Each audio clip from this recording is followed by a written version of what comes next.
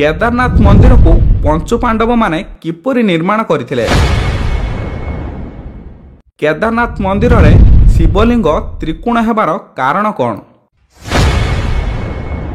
कौन रही केदारनाथ मंदिर संपूर्ण रहस्य चलतु जानिबा आजिर एई भिडियो रे। केदारनाथ मंदिर निर्माण उपरे बहु प्रकार तथ्य सामना को आसी थाए, किंतु आज आम जानिबा पौराणिक रहस्य उपरे जहाँकि महाभारत सहित जड़ित। महाभारत युद्ध समाप्ति पर हस्तिनापुर रे पंचु पांडव माने 4 दशक पर्यंत शासन करथिले। तापरे तांको शांति मिली नथिला, तेणु सेमाने स्वर्ग यात्रा अभिमुखे बाहरिले। स्वर्ग यात्रा आरंभ करने पूर्व सेमाने व्यासदेव को भेटिले एवं महाभारत युद्ध रे सेमाने जो ब्रह्म हत्या और गुरु हत्या करथिले से पापर मुक्तिर उपाय व्यासदेव को पचारिथिले।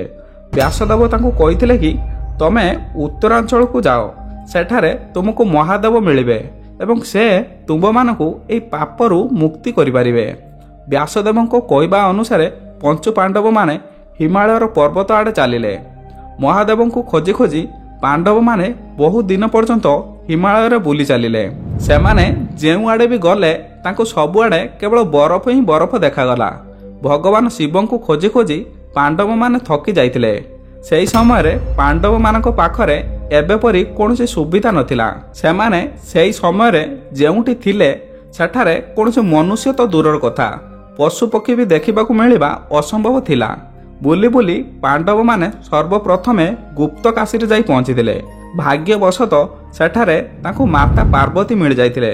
कुआ जाउथला जेहेतु पांडव माने निज भाई मानकू और गुरु को हत्या करथिले, तेणु महादेव सेमानक ऊपर संतुष्ट नथिले। तेणु से पांडव मानकू देखा देबाकू चाहू नथिले। किंतु माता पार्वती पंचु पांडव और द्रौपदी को दुख सही पारि नथिले। से पंचु पांडव को कहिथिले महादेव केउंटी अछंती मु कहि परिबे नाही, किंतु केउ आडे अछंती मु तार रास्ता बताई परिबी। तापरे पंचु पांडव माने माता पार्वती को कहिथिबा बाट अनुसार आगो को बढ़ी चलिले। बाटरे पांडव मानकू बहुत सारा षंढ चरुथुबार देखागला। युधिष्ठिर जानिथिले कि थरे महादेव भस्मासुर वध समय षंढ रूप धारण करथिले। तेणु से अनुमान लगाइथिले कि ए षंढ रूप प्रभु महादेव रही पारथांती। तेणु युधिष्ठिर भीम को कहिथिले ए षंढ को गोटी गोटी करी गोठरू बाहर कर, हुए तो एथि मध्यरु महादेव मिली पारंती। तेणु भीम गोटी गोटी करी सबु षंढ को निज गोड़ भितर देई बाहर कराइले। सबु षंढ माने पळाइले, किंतु सेथि मध्यरु गोटिए षंढ भूमि रे पुतिबारे लागिला। तेणु भीम सेई षंढर पिठीर ऊपर को धरी टाणीबारे लागिले। एपरि कुआ जाय थाए भीमकर 10,000 हाथींको बळ थिला। भीम एते जोर लगाइबा परे भी से षंढर पिठीर उपरी भाग ही बाहर को आनी पारथिले। पांडवंकर एही आस्था देखि महादेव प्रसन्न होई पांडव मानकु दर्शन देइथिले ओ तांको पापरु मुक्ति करथिले।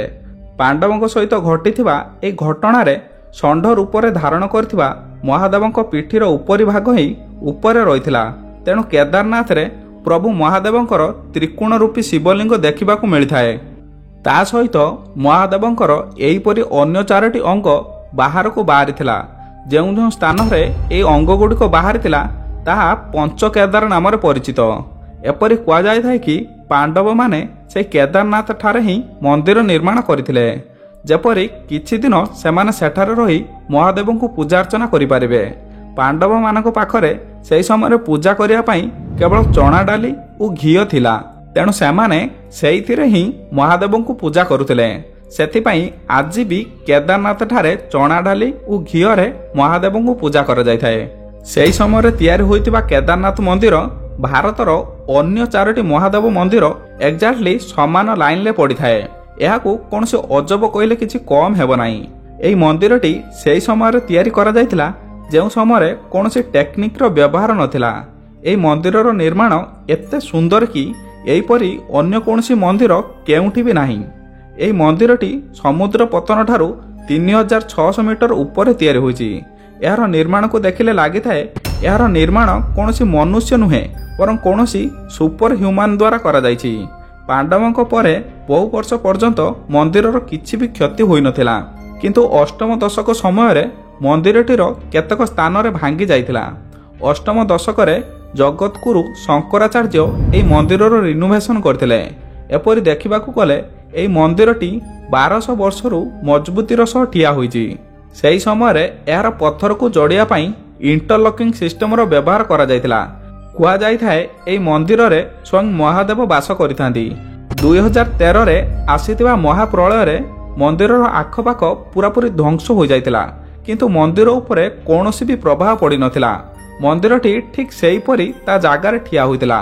ପ୍ରଳୟ ଆସିବା ସମୟରେ ଏକ ବଡ଼ ପଥର ଆସି ମନ୍ଦିରର ପଛପଟେ ପୁରା ସାଇଜ୍ ହୋଇ ରହିଯାଇଥିଲା ଏବଂ ପ୍ରଳୟରେ ଆସିଥିବା ପାଣି ସେହି ପଥର ଦେହରେ ବାଜି ଦୁଇ ଭାଗ ହୋଇ ପଳାଇ ଯାଇଥିଲା, ଯାହାଫଳରେ ମନ୍ଦିର ଉପରେ କିଛି ବି ପ୍ରଭାବ ପଡ଼ିନଥିଲା। ସେହି ସମୟରେ ଲାଗିଥିବା ପଥରଟି ଆଜି ପର୍ଯ୍ୟନ୍ତ ବି ଅଛି, ଯାହା ଏବେ ଭୀମଶିଳା ନାମରେ ପରିଚିତ। ଏହି ମନ୍ଦିରଟି ଭକ୍ତମାନଙ୍କ ପାଇଁ କେବଳ 6 ମାସ ପାଇଁ ଖୋଲା ଯାଇଥାଏ ଏବଂ ଅନ୍ୟ 6 ମାସ ବନ୍ଦ ରହିଥାଏ। କୁହାଯାଇଥାଏ ଯେଉଁ 6 ମାସ ବନ୍ଦ ରହିଥାଏ ସେହି 6 ମାସରେ ଯକ୍ଷ ଓ ଗାନ୍ଧାରମାନେ ଆସି ମହାଦେବଙ୍କୁ ପୂଜା କରିଥାନ୍ତି। ତେଣୁ ସେହି 6 ମାସ ଯକ୍ଷ ଓ ଗାନ୍ଧାରମାନଙ୍କ ପାଇଁ ରିଜର୍ଭ ରହିଥାଏ। ଏହି ମନ୍ଦିରର ଦ୍ୱାର ସାଧାରଣ ଲୋକମାନଙ୍କ ପାଇଁ ଅକ୍ଷୟ ତୃତୀୟା ଦିନ ଖୋଲିଥାଏ ଓ 6 ମାସ ପରେ ବନ୍ଦ ହୋଇଯାଇଥାଏ।